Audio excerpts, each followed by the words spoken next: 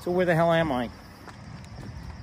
Let's rewind the tape a little bit. Howdy and welcome to Daily Miles, which may be coming to an end, but that's a whole different kettle of fish for a different video.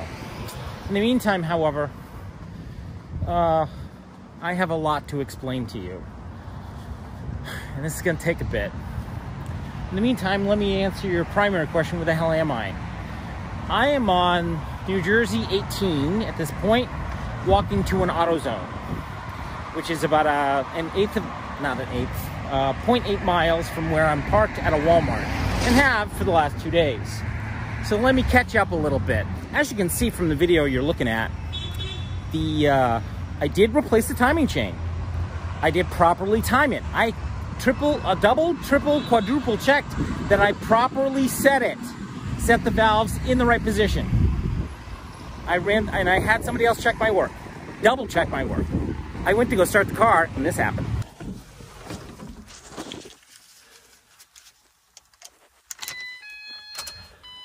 Up to 4 hours.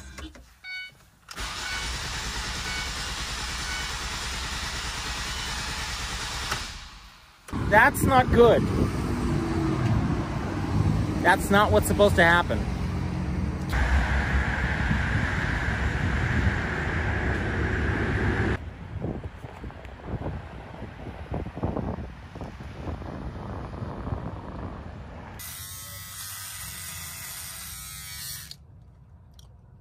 Oh, I'm cutting my hair.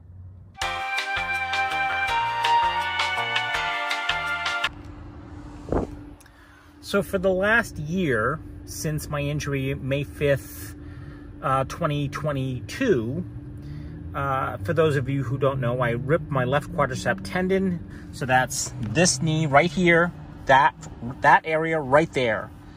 So for the last year, I've been basically in recovery. And it has been a painful, excruciatingly painful experience. Most days are mundane, and some days are, I don't want to get up. It's that simple. So, however, there have been brief moments of, what? So I want to show you one of those moments. Now, to be fair, or I should say to be clear, I did not think I would ever be able to do what I'm about to show you. Look carefully. Yes. Now, usually when I get in and out of my van, I usually have to hold on to either this or this to pull myself up and then push off with my right leg. Ready?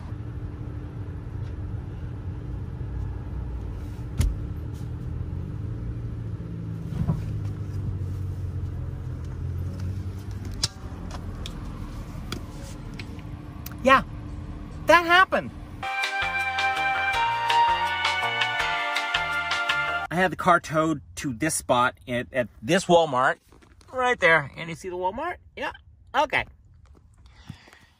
In the rain, and sat here for 2 days. And while I'm sitting here for 2 days, I quite literally pulled my hair out because I'm trying to figure out what could I have possibly disconnected. Why isn't it running? And I'm running through every possible scenario. And, you know, lots of doom scrolling at this point. Because the car isn't starting. I can't go anywhere. I can't recharge my batteries. I got nothing. So I'm like, ah! And then I had a conversation with Larry. And Larry starts talking about the crankshaft position sensor. And he's talking about where it is and how it is. And I'm like, I remember doing this. And I'm like, it's in the right place. There's nothing wrong with it. So I then shoot him a 9-second video. Larry, are you talking about that piece right there? That's the sensor. Yes? I want you to pay close attention to the position of that sensor. Yes? Okay. So Larry says to me, looks fine to me, but just on the off chance, you might want to replace it. Okay. So then I zip off to AutoZone. Larry, is this the alignment tool that you're talking about? And it comes with this little plastic piece, which is what you're looking at right now, that you have to use it to align the sensor with the crankshaft pulley. All right, so I install it, and it doesn't fit. It doesn't go the way that it's supposed to go. And then I try to start the car. Nothing happens. What the fuck? So then I go online and I look for installing the crankshaft pulley sensor. And then I come across this video. Continue on to your 2 mounting bolts. When you put the sensor in position, you'll notice that the slots are oblonged. As you put in the bolts, make sure you take the sensor and slide it down as much as possible. I want you to pay close attention to the position of that sensor.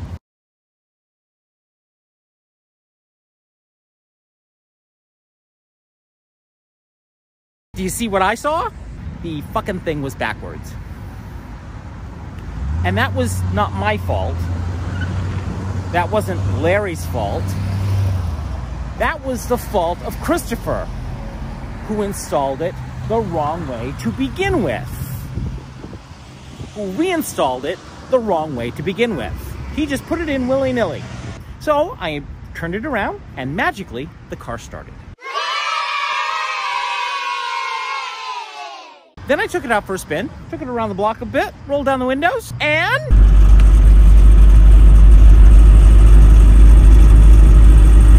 Do you hear that rattle?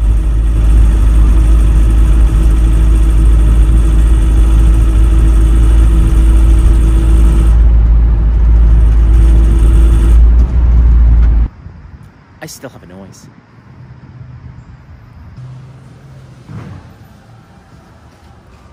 I can now say with 100% certainty, it is not, I repeat, it is not the timing chain. It is not the timing chain tensioner. It is not the serpentine belt. It is not the any surfaces off the serpentine belt, because we removed the serpentine belt and then had the same noise. I've now replaced the timing chain. So just so that we're clear, I've replaced that timing chain myself.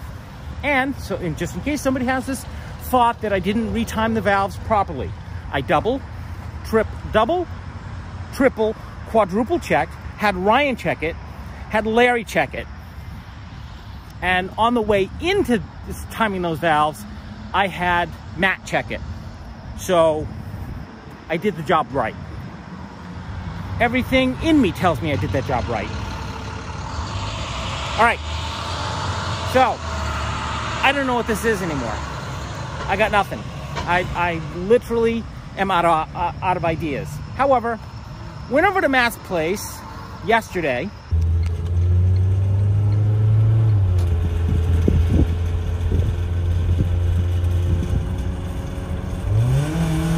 Okay. I know. It's not torque back. That's what I was trying to figure out if it was torque. Ah, okay. So it's rotational under load. So it could be transmission. I mean, drive shaft could be, but this isn't what a drive shaft sounds like. I mean, the chain inside the transmission could be doing this too. But without me loading underneath the car, it's going to be really difficult to find out where that noise is coming from. It does sound like it's coming from the driver's side. Roll down the window. Yeah, that. Sorry.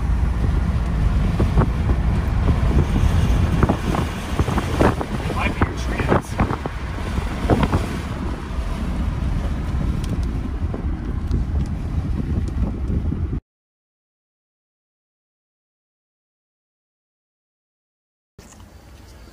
Alrighty, on today's agenda, we are doing a compression test courtesy Mr. Larry.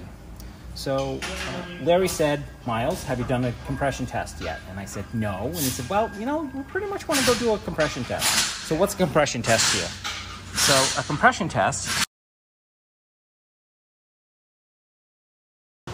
if there is, then we have a good seal. What I think has happened is probably chamber number 3 is bad. The valves are bent on chamber number 3. So we want this to fail. We want this test to fail. I don't want it to pass. If it passes, then that means I'm looking at a new transmission. If it fails, then that means I'm buying a new head. And the head install I can do myself. The transmission, that's a whole different animal. I'm not even going to touch that one. But a new transmission for this vehicle is about 25, plus the install is another 15. So we're looking at $4 grand.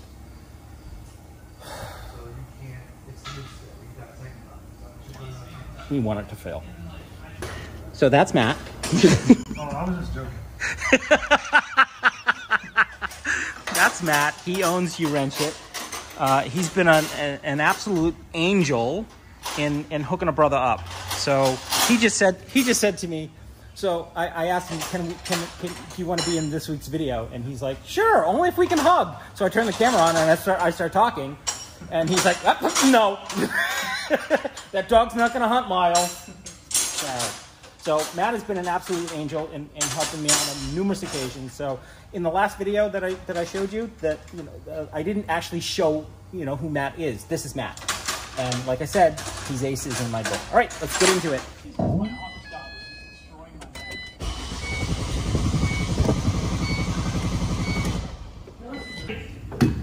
Give it to me. 210. It's not shouldn't be that high. Getting oil inside.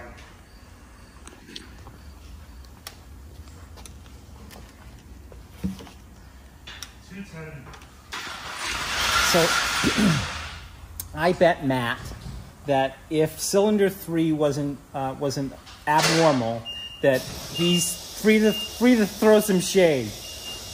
Not like he wasn't throwing shade to begin with. He's throwing shade though.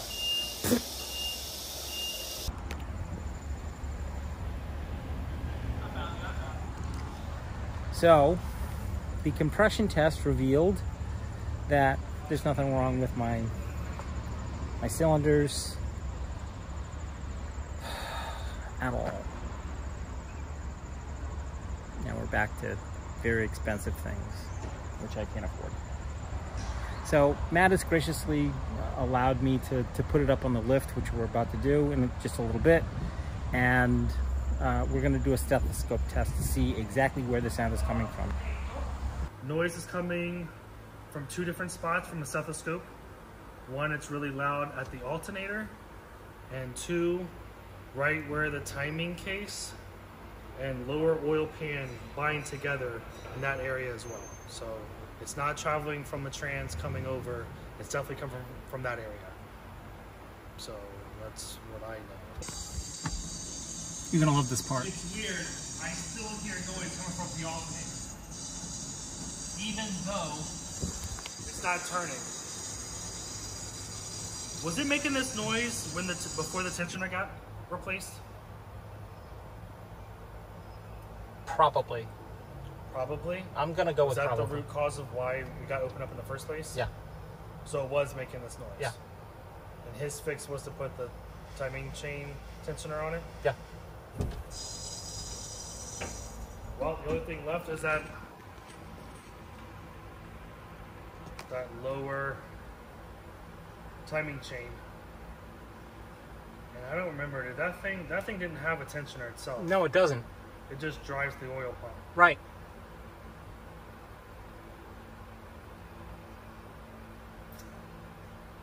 You might be able to do that just, oh no, you got to remove the top one. No, you have to to the do back. both. Okay,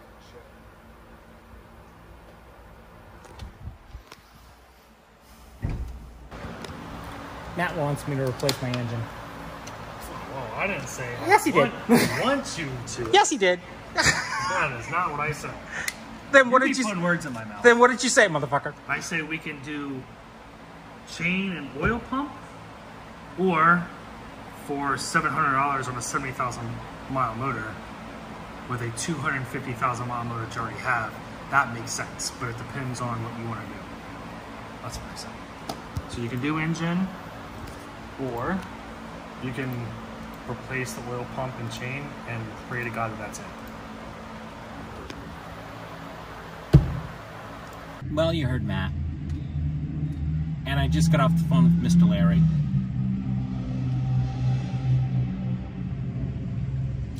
I don't know which way this frog is going to jump. I really don't. This day has not gone the way that I thought it was going to go. What am I going to do? Option number one is pull it all apart and install the oil pump chain that I did install the first time around, and then pray to God. Now this is a job I've done, so I understand it. I know the steps. I may need a refresher here and there, but basically I know what has to happen. It's going to take me about, tops 15 hours to do that job. 2 days, which means I'm going into a hotel. Loads of fun there. Or pull the engine. Option 2 is pull the engine, swap it out for another one, put it back in. Total runtime, anywhere between 30 and 40 hours. Me. If this were, somebody who knows what the fuck they're doing, maybe 15 hours. Matt was going to do it for me, but it's just way too expensive. I save it, I save about almost $1,500 by doing the job myself. And to be fair, not necessarily to Matt. I mean, Matt was like, yeah, you're better off doing this job yourself. To be fair, the job that I just did, pulling off the timing chain, that is the second hardest job to do. This, swapping out the engine, piece of cake by comparison, because it's really just unbolting everything, removing the engine and then putting it back, and then bolting everything together. And then now you're under a whole other set of problems. Do I know which way this frog is going to jump? I do not have a clue. Alrighty, kitties. I'm going to leave you right there. Thanks a bunch for listening. Thanks a bunch for watching. Thank you very much to Chris for helping me out, getting me this far. Thank you very much to Mr. Larry for holding my hand. Thank you very much to Matt for holding my hand, my other hand, and Ryan, by the way. And thank you very much to my Patreon supporters. I'm going to need some help, guys. This is not going to be cheap. I'm not going to lie to you. Not like I've been lying all along. I can't afford this. I don't have the money for it. So, help. There you go. Talk to you in the next one. Bye.